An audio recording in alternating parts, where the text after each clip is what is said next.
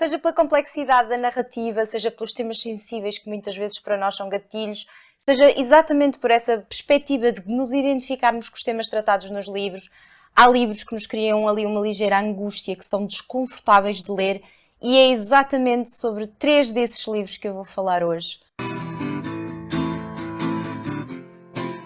Como eu não sou o tipo de mulher que se deixa vencer por aquilo que me incomoda, pelo contrário, ganho ainda mais curiosidade, eu decidi então trazer 3 livros, leituras recentes, que deixaram-me muito desconfortável por diferentes motivos, e vamos a isso. Em primeiro lugar, o De Bestas e Aves, da Pilar Adón. Este livro saiu em 2022 em Espanha, é um livro muito premiado e eu fiquei com uma sensação, não sei, esta capa puxou-me, achei que ia ser uma coisa completamente diferente daquilo que eu tirei deste livro.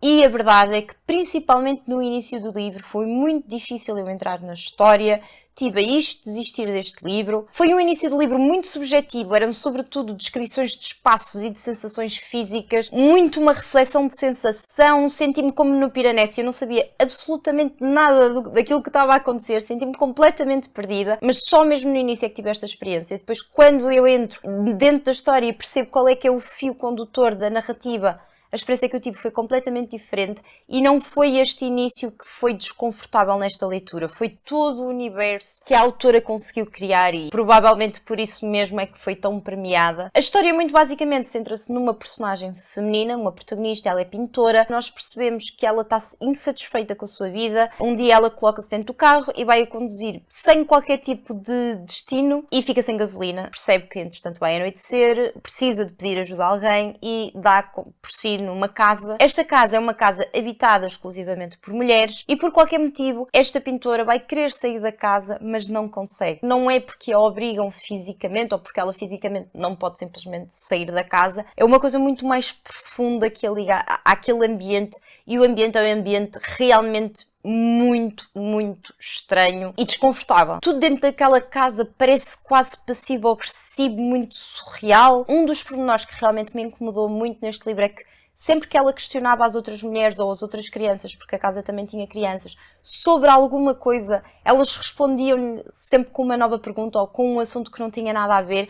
E esta pergunta em aberto, sem resposta, eu nem sei explicar, é mesmo creepy, é angustiante nós ficarmos à espera de uma resposta que nunca chega. Esta sensação de questionamento, de dúvida total é mesmo estranho. E assim passam-se dias e dias e dias e ela fica ali presa, literalmente. Ela não consegue sair daquela casa com toda a estranheza que isso acarreta. E depois é tudo muito sensorial, é tudo muito visual, há cenas muito impactantes, há uma parte em que há uma personagem que esfrega a raiz da cabeça com minhocas mortas, depois há outra cena em que lhe colocam imensas coisas dentro da boca dela, tipo terra, bichos, as mãos umas das outras, aquilo é tudo assim muito intenso, muito estranho. O mais estranho ainda do que isso é nós ficamos exatamente com uma personagem completamente perdidos de o que é que se está a passar, o que é que está a acontecer, o que é que eu estou aqui a fazer, quem é que são estas pessoas, como é que eu saio daqui, porque é que eu não consigo sair daqui. A forma como a autora nos faz sentir esta sensação de claustrofobia e de ansiedade e de tensão é espetacular, está muito bem feito. A realidade começa a parecer uma miragem muito longínqua e não só para esta protagonista, como para nós leitores. Portanto, isto foi realmente aquilo que me deixou assim tão desconfortável, tão angustiante. Também tem um fim trágico e estranho, mas é toda esta experiência de leitura que é muito estranha, muito surreal. Aconselho, experimentem. O segundo livro que eu vou falar é A Gravidade das Circunstâncias, da Marianne Fritz. Este livro foi lançado pela primeira vez em 1978 na Áustria e é assim um dos grandes marcos da literatura austríaca do século XX. Eu fiquei apaixonada por esta capa, já queria ler este livro há algum tempo. O inglês ele está traduzido como O Peso das Coisas, a edição portuguesa está como A Gravidade das Circunstâncias. Este livro é uma sátira brilhante, filosófica, cheia de humor, cheia de raiva, põe sobre assim uma fachada de terror a crueldade e a hipocrisia sociais. Está um trabalho muito bem feito em termos de narrativa e acho que foi exatamente esse o motivo que me deixou mais desconfortável ao longo de toda a leitura. Foi a forma como a Marianne Fritz conseguiu guiar e conduzir esta narrativa. Parecia uma onda. Nós estávamos a ver as ondas E eu sabia que ela vinha aí e ao mesmo tempo que sabia que ela vinha aí, eu não conseguia sair de onde estava e estava constantemente a ser submersa e a engolir água. É realmente um livro que nos engana e quando nós percebemos já é tarde demais e já não há algo que possamos fazer e é muito angustiante essa sensação. Este livro passa-se durante a Segunda Guerra Mundial, na Áustria,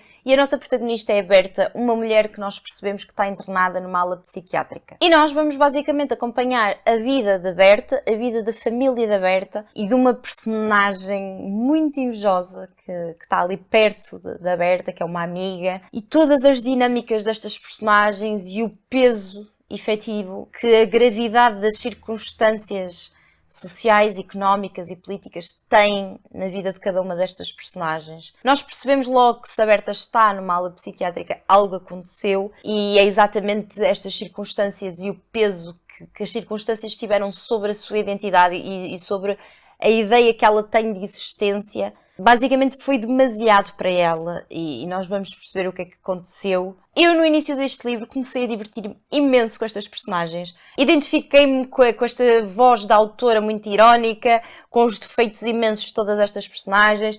Estava a achar uma leitura até divertida. Percebi tarde demais o que é que acontece neste livro e são coisas muito pesadas de digerir. Não sei se é um livro para toda a gente, mas ao mesmo tempo é uma experiência espetacular e inesquecível. É um livro muito excêntrico. Há constantes alterações no tempo, nas personagens. É quase como se na cabeça da autora era, lá está, uma onda que ia surgindo e nós tínhamos que apanhá-la. Mas por qualquer motivo, esta coisa de eu não sentir que havia uma lógica na narrativa, uma estrutura muito bem definida, eu não me senti minimamente perdida, consegui sempre acompanhar a narrativa e acho que é exatamente esta quase liberdade criativa que a autora teve no livro que ainda o torna mais interessante e com um resultado tão marcante na história da literatura. Agora, a verdade é, não é uma narrativa confiável de todo e é esse o desconforto, é nós somos apanhados e apanhados e é doloroso de acompanhar esta protagonista, principalmente porque o final do livro também é muito trágico,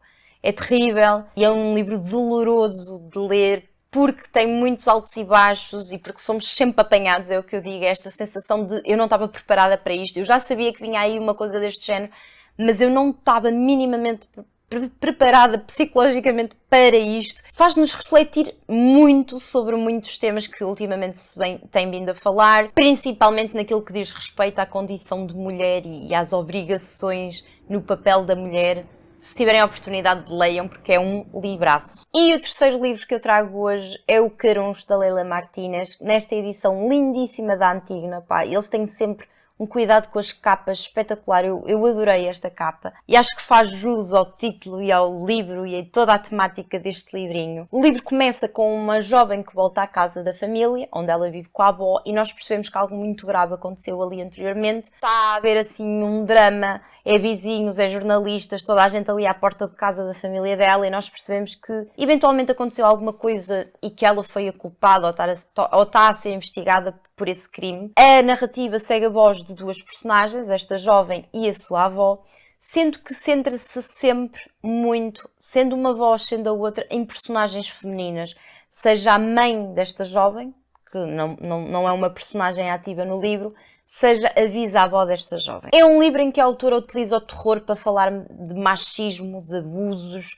de sociedade de classes, desigualdade social. Há aqui uma raiva e principalmente um ressentimento, um rancor gigantes nestas duas vozes, tanto na avó como na neta. Há uma necessidade de vingança, de justiça, e isso está muito bem escondido atrás do terror que a autora cria aqui, que é um terror espetacular, é um terror cheio de mortos, é um terror muito visual, mas muito bonito, quase gótico, é um terror que faz a casa encolher, que faz esta casa, que também é quase uma personagem no livro, é uma personagem muito viva, a casa onde elas habitam, porque faz com que as mulheres naquela casa lhes caiam aos dentes, faz com que os homens adoeçam, morram, é uma casa que range, que grita, é de uma criatividade, a forma como a autora põe todo este terror, que em nenhum momento da leitura é o fator sequer principal, não, ela usa todos estes santos e estas imagens religiosas e elas têm a capacidade de ver mortos, os mortos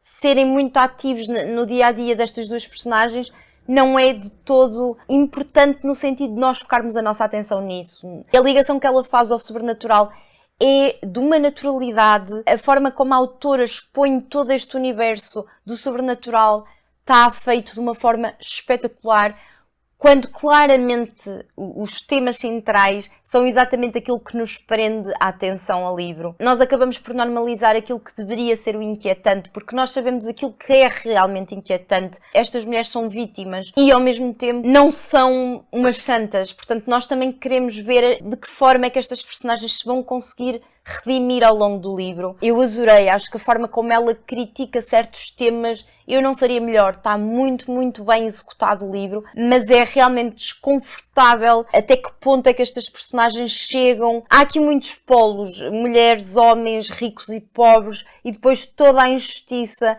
que estas personagens sofrem ao longo do tempo, ao longo das gerações. Se tiverem a oportunidade, leiam. É mais um daqueles livros que deixam uma marca em nós e dificilmente nos vamos esquecer dele. Espero que tenham gostado destas sugestões pelos recantos mais sombrios e mais desafiantes da literatura. Se já leram ou estão a pensar ler algum destes livros, digam-me aqui em baixo, por favor, na caixinha dos comentários. Digam-me também, por favor, quais é que para vocês são assim, o top 3 de livros desconfortáveis que já leram. Beijinhos e até a próxima segunda-feira.